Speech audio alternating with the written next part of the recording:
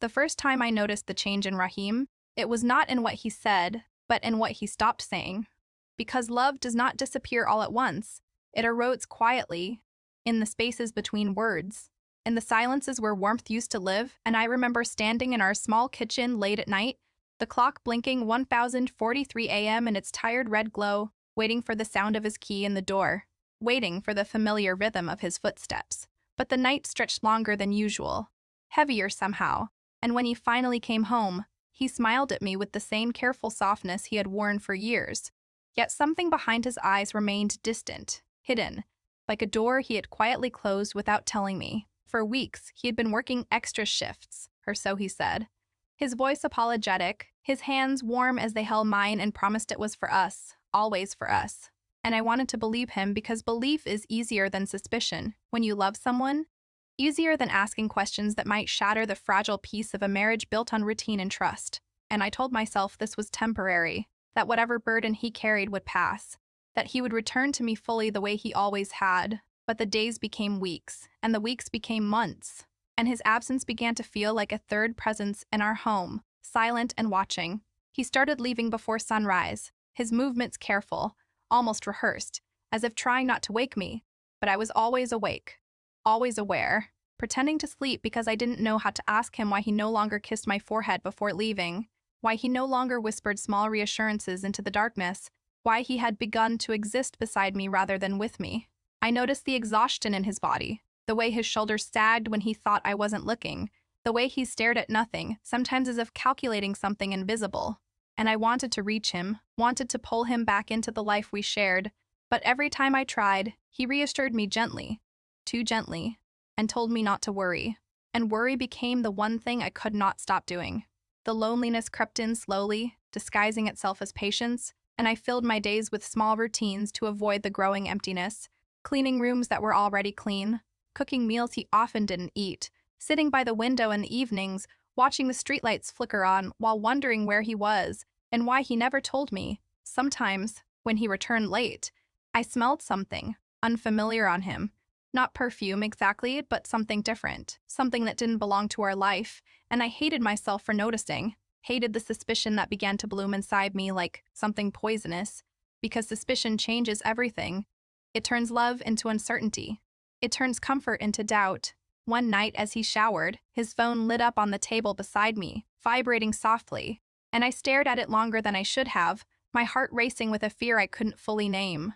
And I told myself not to touch it, told myself trust met restraint, but the screen glowed again, insistent and silent, and before I could stop myself, I looked. The message was brief, only a few words. But those words changed something inside me forever. You don't have to do this alone anymore. I read it again and again, searching for meaning, for context, for reassurance.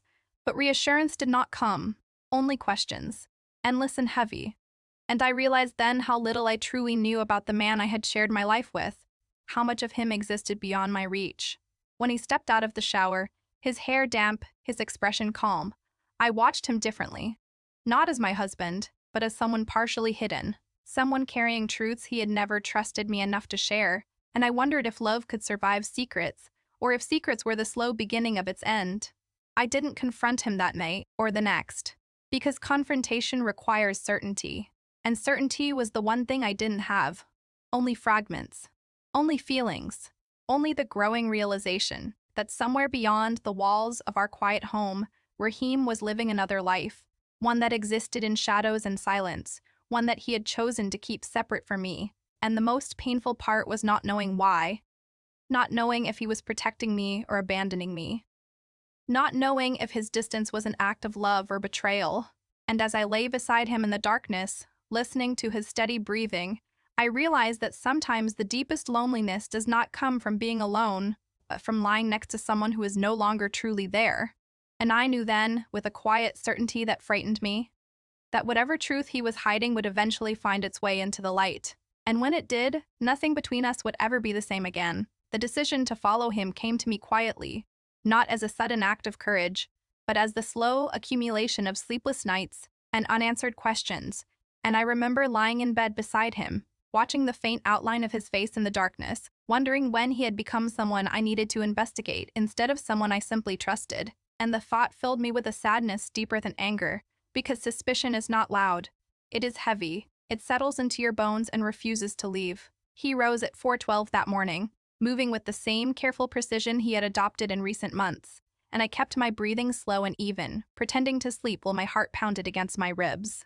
And I listened as he dressed, as he paused beside the bed for a moment, as if considering something, and then quietly left the room, the door closing behind him with a soft, final sound that seemed louder than it should have been.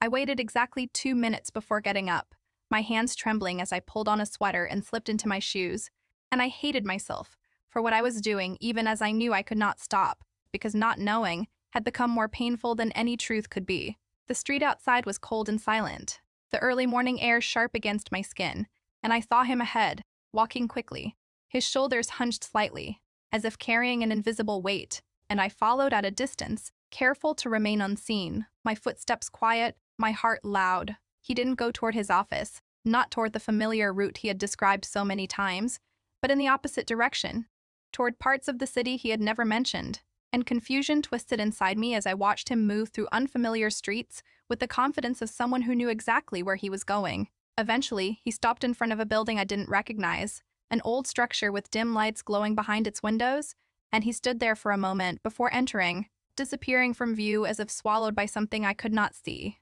I remained across the street, my body frozen, my mind racing with possibilities I didn't want to consider, and I told myself to leave, told myself I had already crossed too many lines, but my feet refused to move, rooted by the need to understand. Minutes passed, then more, and I watched the door as if expecting it to reveal something on its own, and finally, unable to endure the uncertainty any longer, I crossed the street and approached the building slowly, my breath shallow, my hands cold.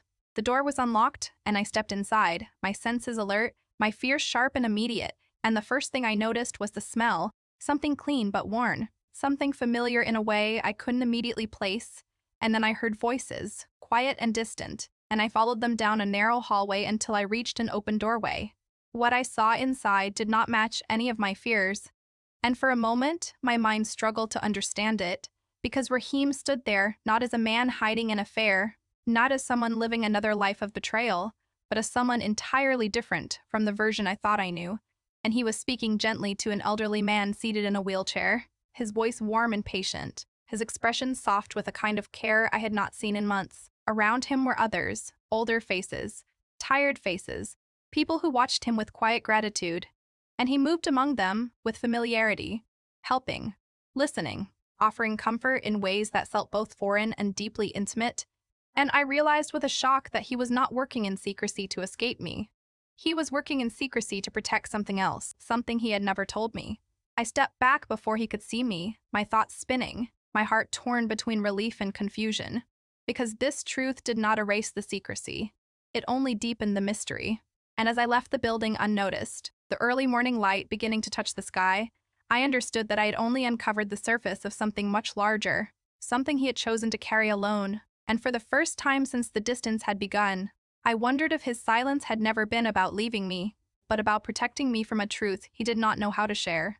I did not confront him immediately, not because I was afraid of the truth anymore, but because I needed time to understand what I had seen, needed time to reconcile the man I thought I knew with the man I had watched through that open doorway, the man whose voice carried patience and compassion for strangers while he had grown distant from me, and the contradiction left me restless, pacing through the quiet rooms of our home while questions circled endlessly in my mind. When he returned later that morning, his face tired but composed, he greeted me the same way he always did, with a small smile and a gentle question about whether I had slept well. And I studied him carefully, searching for some sign of the secret life he carried. But he looked exactly the same, familiar and unfamiliar all at once. And I realized then how easy it is for someone to hide entire worlds behind ordinary expressions.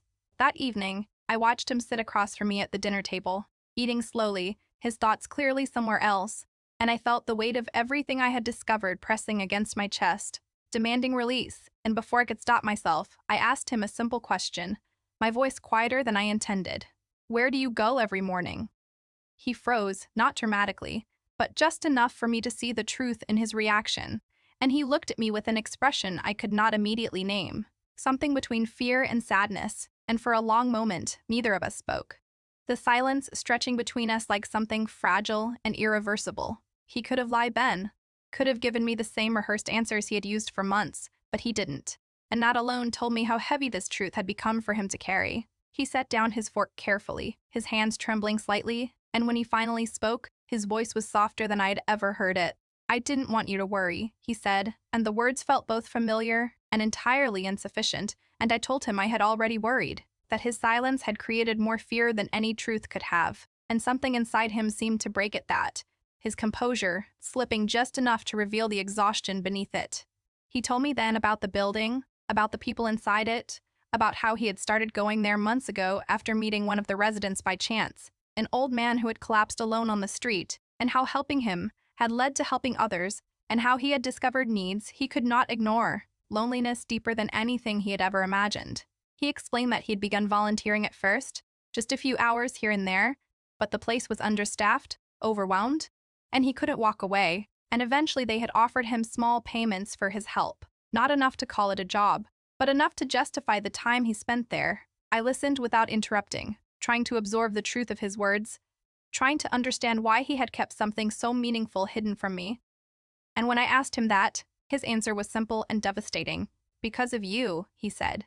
"Because you already carry so much." He explained how he had seen my quiet struggles, the loneliness I tried to hide, the sacrifices I had made for our life together, and he had wanted to protect me from more worry, from more emotional weight. And he had believed that carrying this burden alone was an act of love, not realizing that his silence had only created distance instead of protection. Tears filled his eyes then, and I realized how alone he must have felt too, living between two worlds, trying to preserve both without breaking either. And in that moment, my anger dissolved into something more complicated, something softer and more painful. The understanding that love, when shaped by fear, can create the very separation it tries to prevent. We sat there for a long time, the truth settling between us, heavy but honest, and I reached for his hand slowly, uncertain but willing, and he held mine with a kind of desperation I had never felt from him before, and I understood then that secrets do not always come from betrayal. Sometimes they come from love that does not know how to speak, and as we sat together in the quiet aftermath of truth, I realized that the real question was no longer where he had been going, but whether we could find our way back to each other now that nothing was hidden anymore. I did not tell him right away that I had already been there, that I had already seen the quiet tenderness in his hands, as he helped strangers no one else had time to notice, because I wanted to understand it not as an observer hidden in shadows, but as someone willing to step fully into his truth. And a week later, I asked if I could go with him, my voice steady but vulnerable, and he looked at me with surprise first, then hesitation, and finally something that looked like relief, as if he had been waiting for permission he never believed he deserved. We walked there together before sunrise, the same streets I had followed him through, alone now softened by his presence beside me, and I noticed how his pace slowed to match mine, how his hand hovered near mine before finally holding it, tentative and warm, and when we reached the building, he paused at the door as if crossing a threshold, not just of place but of truth. And when we stepped inside, the quiet faces turned toward us, and I saw recognition in their eyes, gratitude that had nothing to do with me and everything to do with him. He introduced me simply, his voice gentle, and I began to see the shape of his secret life, not as something separate from ours, but as something that had grown from the same part of him that had once made me fall in love, the part that cared deeply, that gave without asking anything in return. There was an elderly woman who held his hand and smiled at him with fragile affection, and when he told her I was his wife, she looked at me as if I had always belonged there, and I realized then how many quiet mornings he had spent here, how many invisible acts of kindness had filled the hours I thought were empty, and I felt both humbled and ashamed for assuming the worst, for letting fear rewrite the story of the man beside me. Later, as we sat together outside on the steps, the sky brightening slowly, he told me the truth he had not yet said aloud, that when he first began helping there, he had been reminded of his own father, who had died alone while Rahim was working too far away to reach him in time, and how the guilt had stayed with him, how the regret had shaped him, and how he had promised himself that no one else he could help would ever feel that same abandonment. And as he spoke, I understood that his secret had not been about hiding from me. It had been about making peace with a part of himself he had never forgiven. I leaned against him, then, feeling the quiet strength in his presence. And I realized how close we had come to losing each other, not because of betrayal, but because of silence.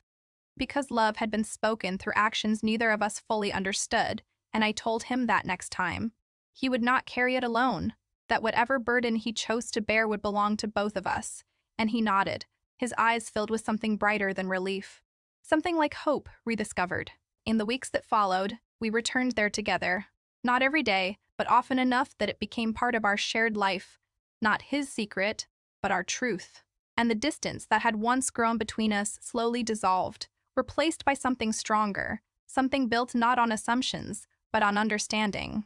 I realized then that marriage is not the absence of secrets, but the courage to face them together, the willingness to see each other completely, even in the parts shaped by pain and fear.